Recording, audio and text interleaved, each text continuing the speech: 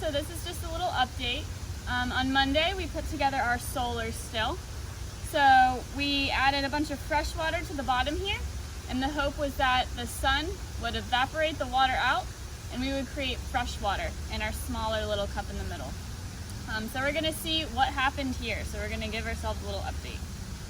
So we're just gonna take it apart. Remember, we put the smaller cup in the middle.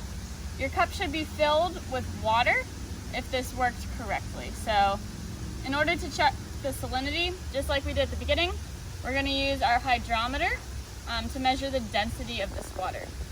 So remember, whenever we checked our salt water earlier in the week, it went all the way up to that 40 mark right here.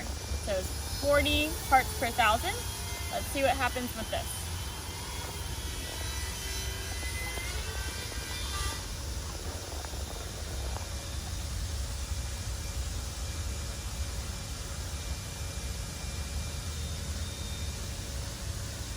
All right, so I'm gonna set it down, let it settle out a little bit.